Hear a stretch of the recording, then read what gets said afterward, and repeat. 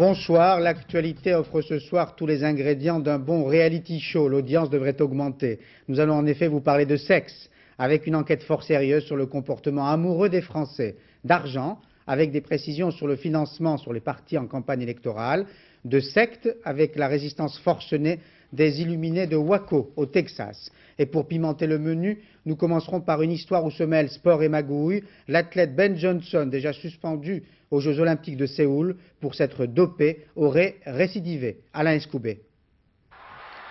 C'était au temps de l'émerveillement. Une boule de muscles avait pulvérisé le record du monde du 100 mètres en 9 secondes 79 et bien des cœurs qui battaient alors pour un héros du nom de Carl Lewis avaient fait un transfert d'amour sur la personne de Ben Johnson. Mais très vite, c'est la haine et la désolation qui l'avaient emporté, Big Ben comme on l'appelait, provoquant un énorme Big Bang dans le monde de l'athlétisme, car on avait appris qu'au moment de son exploit, il était dopé. Et ce fut le Big Plouf. Médaille supprimée, record annulé, une suspension de 2 ans, un retour sans gloire, puis soudain, il y a peu de temps, l'amélioration. Mais aussi une curieuse métamorphose de son corps. En quelques semaines, Ben Johnson avait retrouvé ses formes d'antan. L'explication est tombée cette nuit, comme un vulgaire intoxiqué, il aurait replongé. Bis repetita placente, jamais une sans deux. C'est ici, notamment à Hamilton, États-Unis, qu'au mois de janvier, Ben Johnson aurait été contrôlé positif. Et l'on se prend à regretter qu'au lieu de produits détestables pour son corps, il n'en ait pas trouvé d'autres pour améliorer les performances de son cerveau.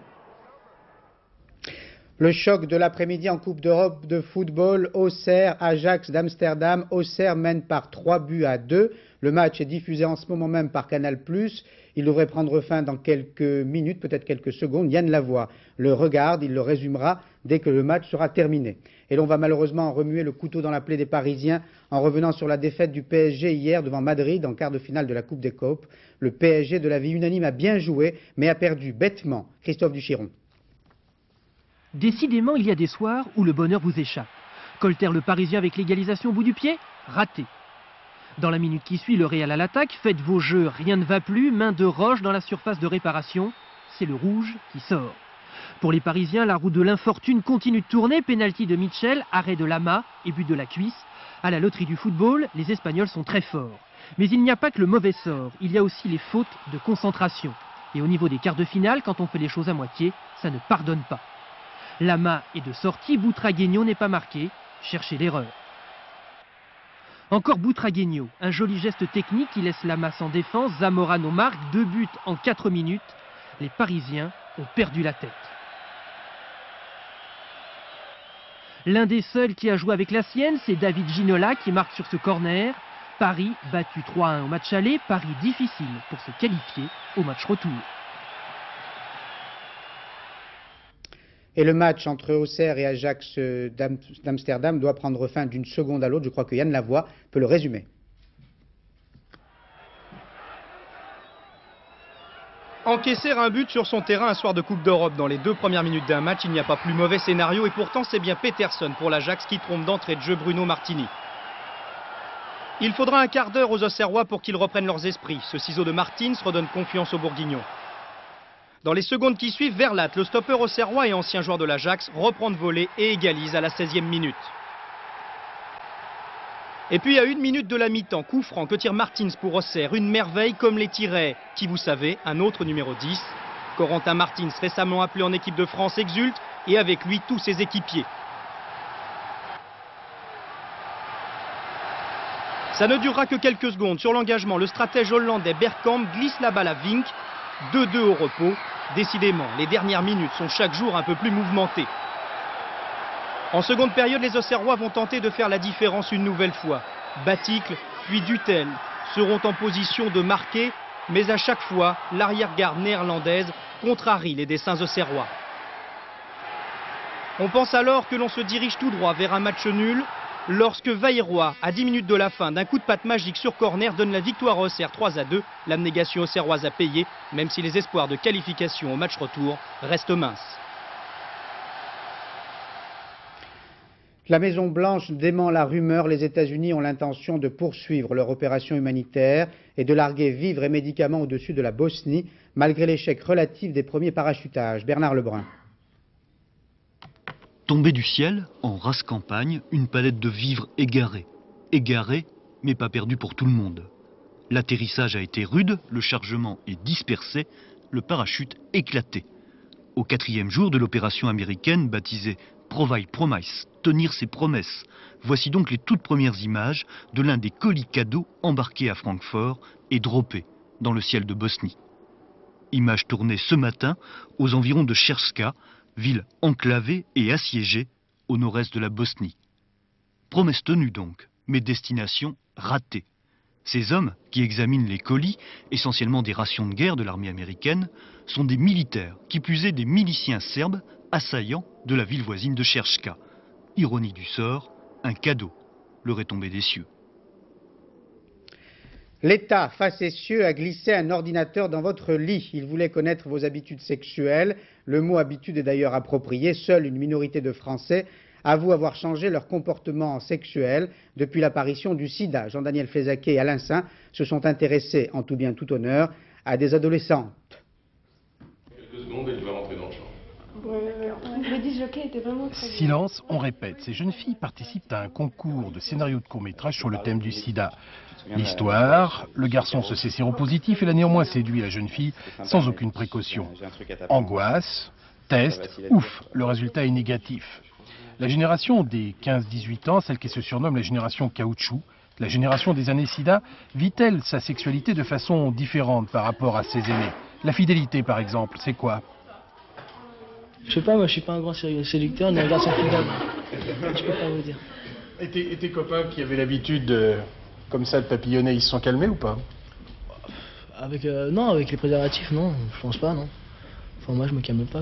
C'est vrai qu'on a plus peur malgré le préservatif, tout ce qu'on fait aujourd'hui. Mais on n'est pas rassuré, on est moins rassuré quand même qu'un garçon fidèle qui change rarement de partenaire. Un garçon fidèle aura plus de chances de gagner ton cœur qu'un papillonneur. Et le préservatif à 16 ans, on l'utilise par peur du sida? En ce moment, ça serait plutôt pour le fait de ne pas mettre une fille enceinte. Ouais. Et plus tard, ça serait surtout pour le fait de ne pas avoir de maladie. Parce que plus tard, si la fille tombe enceinte, c'est pas grave, on assume. Elles sont quand même dans des écoles mixtes. Il y a elles connaissent les garçons depuis longtemps. Il y a des rapports qui sont beaucoup plus faciles qu'à notre époque. C'était dur, hein? Oui, c'est vrai. Et oui, signe des temps, le distributeur désuet de friandises sera bientôt remplacé par un distributeur de préservatifs. Des préservatifs qui seront, eux, à ne surtout pas consommer aux interclasses.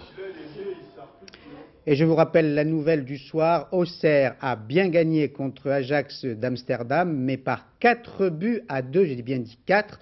Les Auxerrois ont marqué le 4e but dans les arrêts de jeu. Je vous propose de regarder l'image offerte gracieusement par Canal+, qui a diffusé le match tout à l'heure en direct. Regardons ce 4e but inattendu dans les dernières secondes.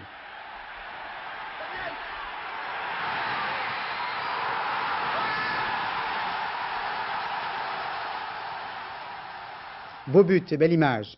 Les sondages hier soir sur les difficultés de Michel Rocard, Michel Noir et Brice Lalonde ont éclipsé une information importante sur le financement des partis politiques en campagne. Les petits mouvements, d'habitude lésés, ne seront pas oubliés cette fois. L'aide financière de l'État sera proportionnelle au nombre de voix recueillies et surtout, cette aide leur sera accordée dès cette année. François Brabant. C'est un gâteau de 580 millions de francs que l'État va offrir aux partis politiques. Un gâteau découpé en deux. 60%, 367 millions environ, destinés aux formations déjà présentes à l'Assemblée et au Sénat. La règle est simple, plus la formation a d'élus, plus la part est épaisse. Reste 40%, 230 millions environ, destinés à tous les partis qui présentent des candidats dans au moins 50 circonscriptions. Cette fois, c'est le nombre de voix obtenues au premier tour des prochaines législatives qui déterminera la part du gâteau.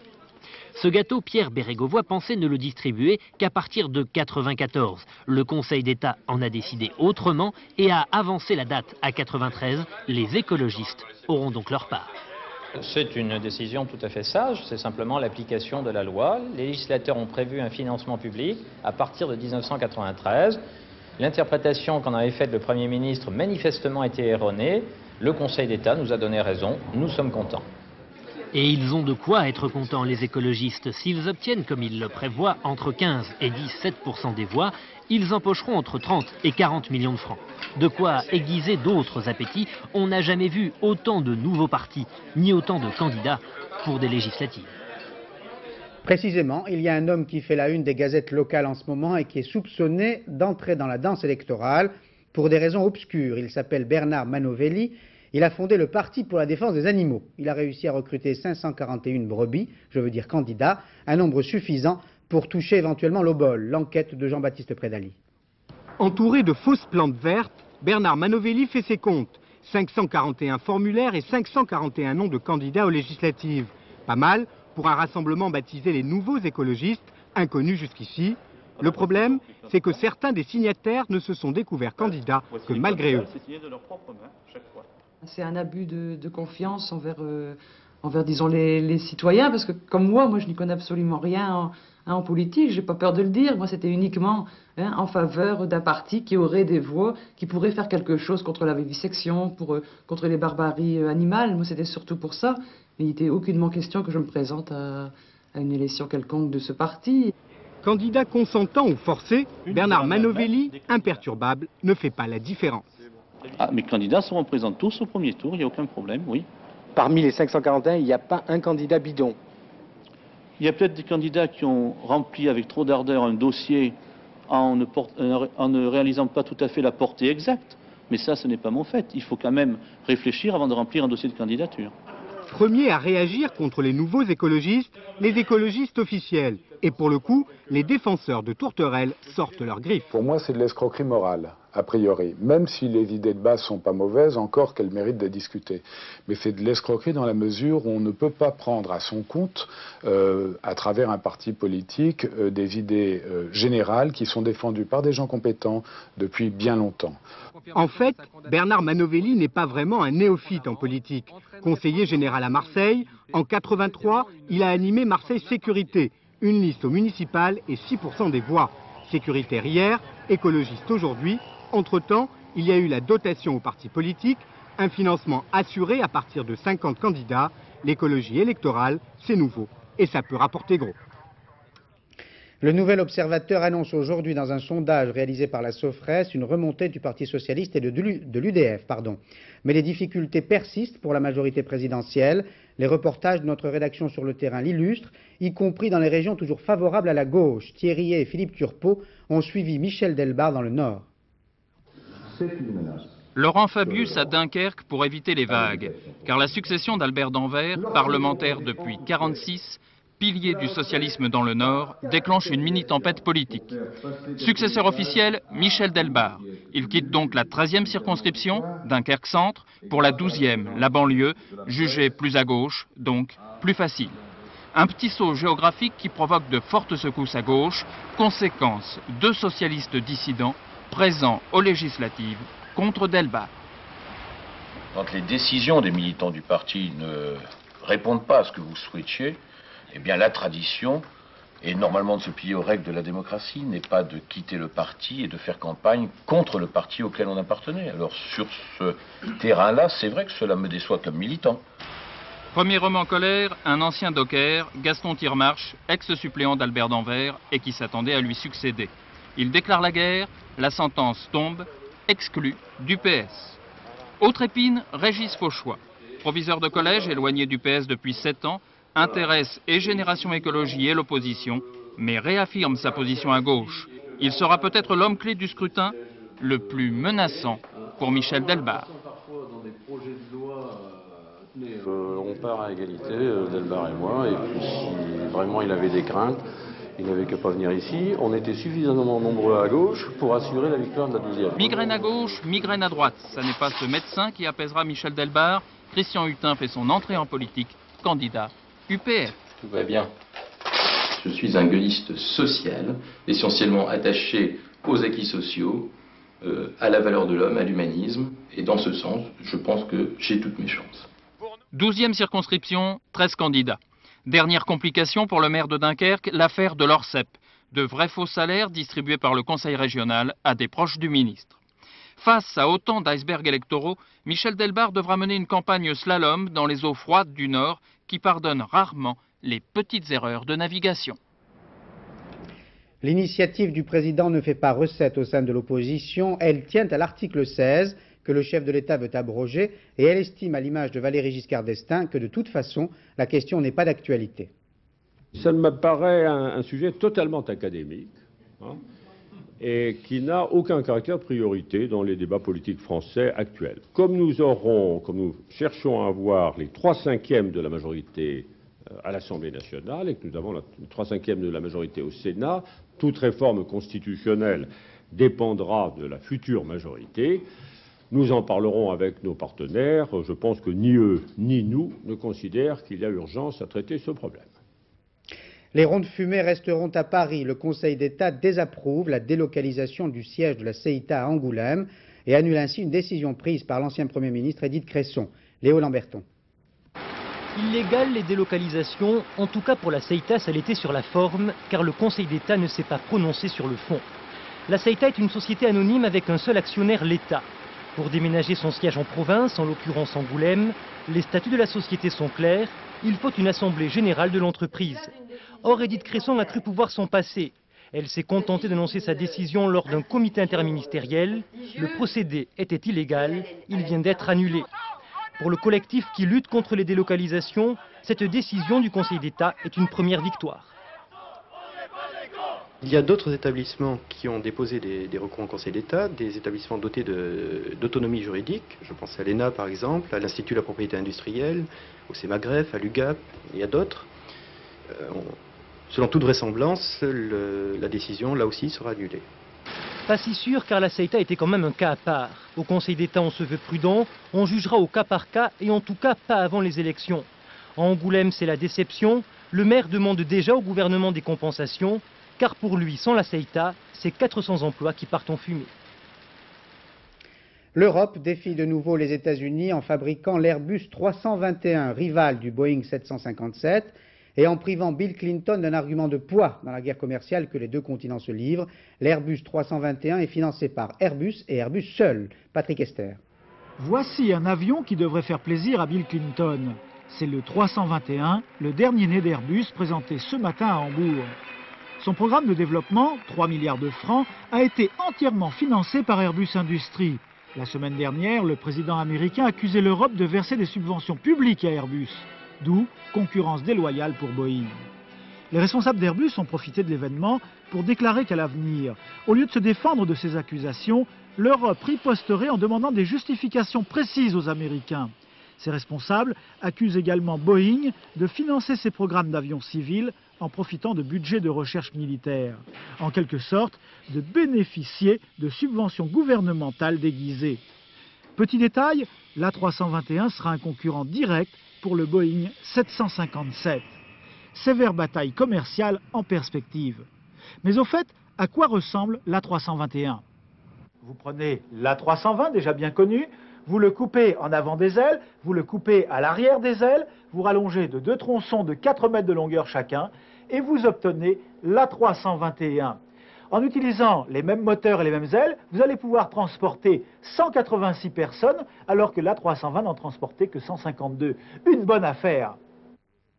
La crise de l'immobilier prendrait-elle fin? Il est encore trop tôt pour y répondre, mais quelques indices apparaissent. L'enquête de Jean Pézieux et Jean-Jacques Le Garec.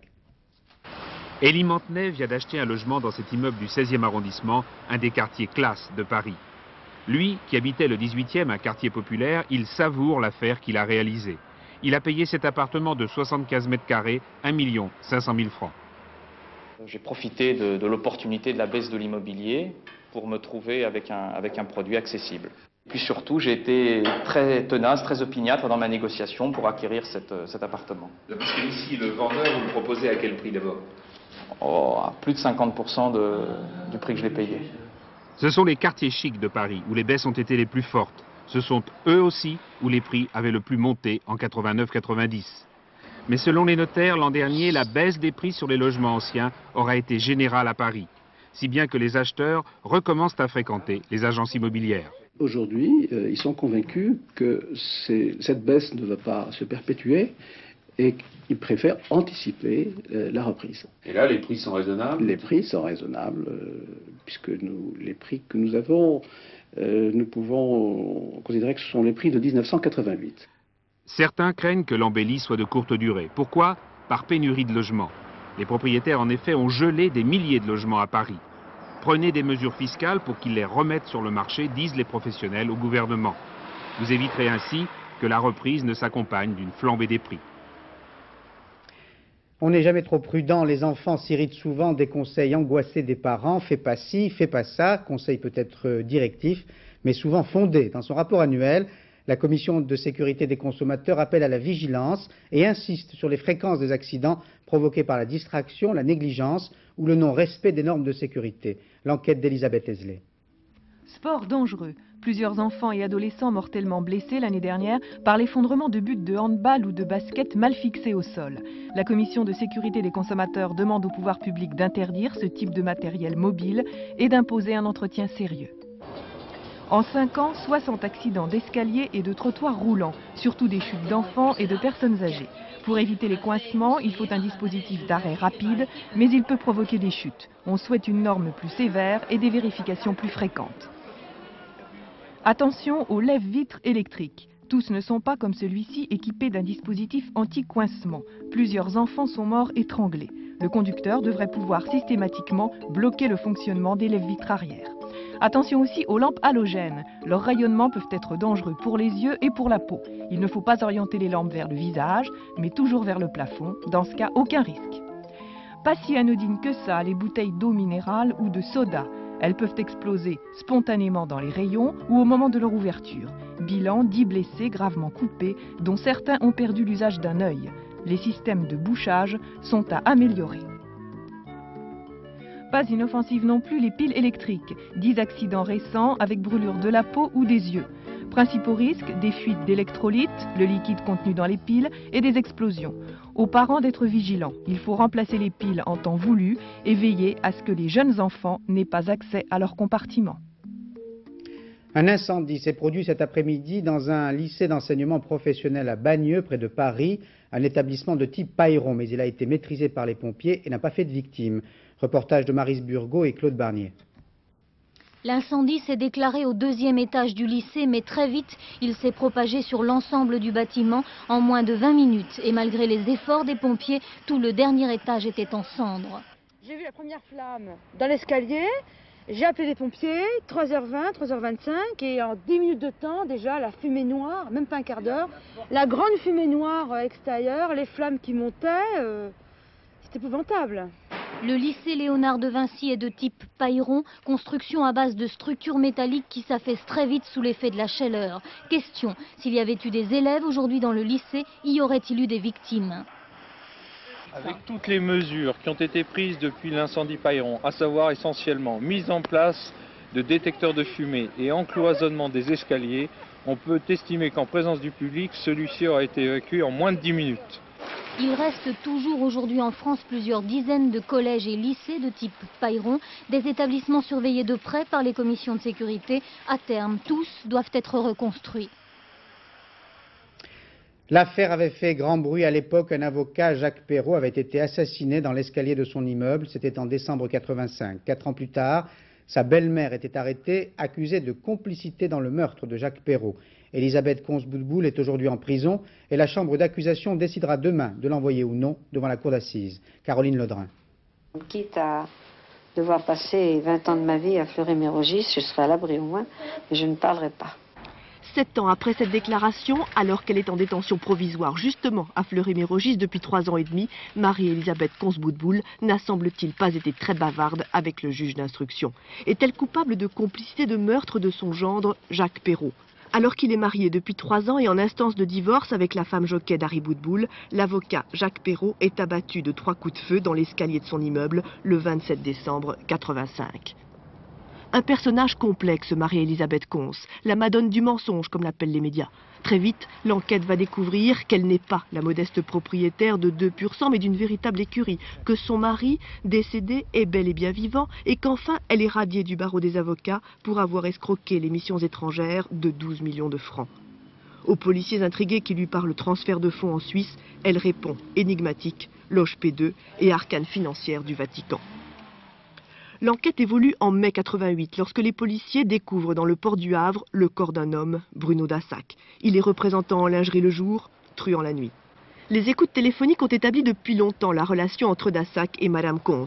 S'ajoutent à cela 2 témoignages importants, celui d'un chauffeur de taxi et celui d'une de ses amies. Tous 2 confirment qu'elle avait bien l'intention de s'en prendre à son gendre. Il n'en faut pas plus au juge pour l'inculper en octobre 89 de complicité d'assassinat. Le dossier de la mort de Bruno Dassac s'est refermé en janvier dernier par un non-lieu, reste celui de l'affaire Perrault. Pour la sœur de la victime, l'issue ne fait aucun doute.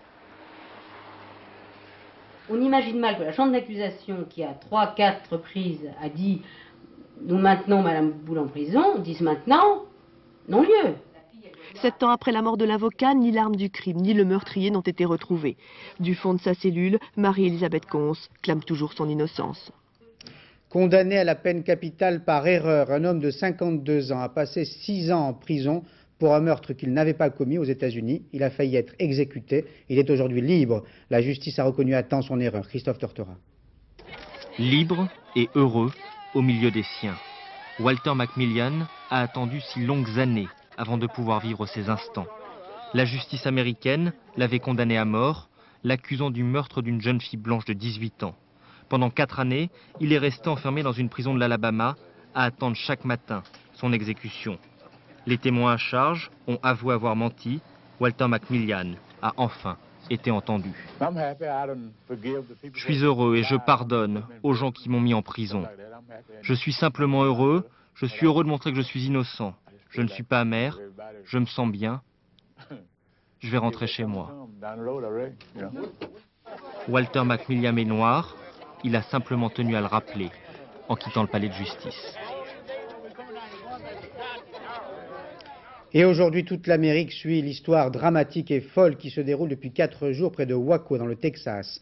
Une secte dirigée par un homme qui se prend pour Jésus-Christ résiste toujours aux policiers et ce face-à-face a déjà fait plusieurs morts. Claude Sampère. Les policiers du Texas ont appris aujourd'hui quelque chose. Le Jésus-Christ qui s'est retranché dans son ranch depuis 4 jours ment. David Koresh, qui se prend pour le Fils de Dieu, avait promis sa reddition hier soir après la diffusion d'un message par 2 radios locales.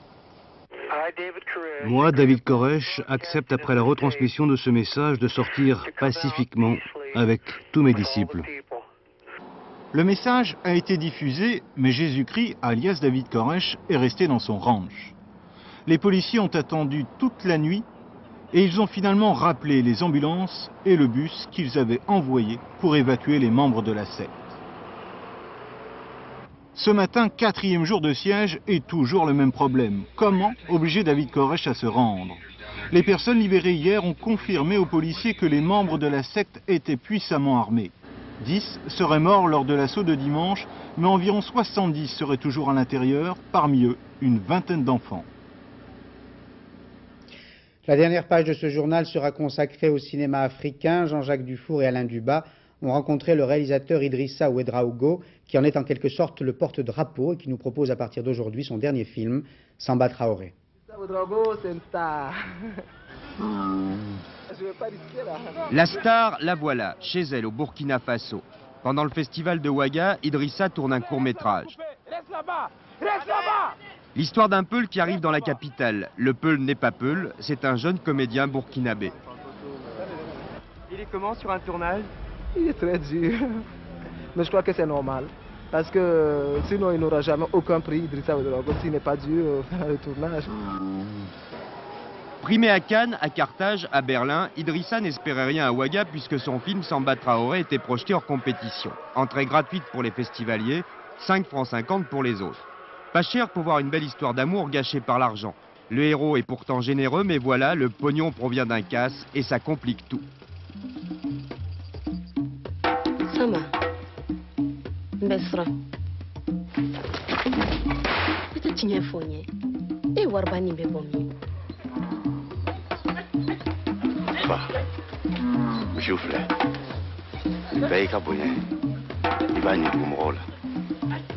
Est-ce que vous êtes fier quand il obtient des prix à l'étranger? Trop fier, parce qu'à ce moment, on parle d'Idrissa Ouattara et on parle de ses acteurs.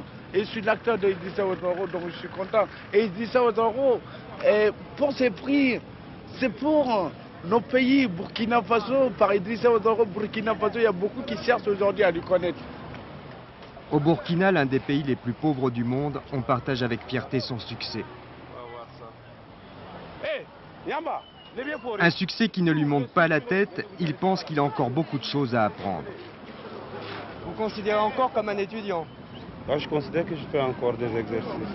C'est beaucoup d'humilité, ça. Non, c'est la réalité. On n'a pas les moyens de nos rêves, donc il faut aller doucement et être conscient que ce n'est que par cela qu'on arrivera à ces moyens-là.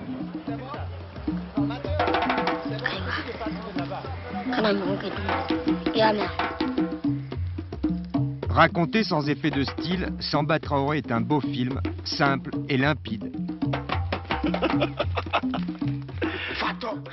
Et l'on va se quitter en saluant la superbe victoire d'Auxerre devant l'Ajax d'Amsterdam, un match qui compte pour la Coupe d'Europe. C'était en quart de finale de la Coupe de l'UEFA. Je vous propose de revoir le 4e but marqué par Auxerre, marqué par Dutuel dans les arrêts de jeu, les dernières secondes de ce match.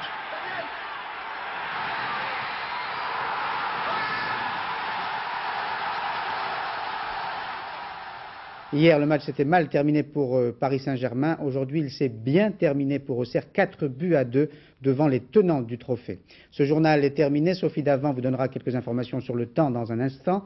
À 20h50, un film de télévision proposé par France 2, La Tricheuse, de Joyce Buñuel, d'après le roman de Guy Descartes, avec Ludmilla Michael.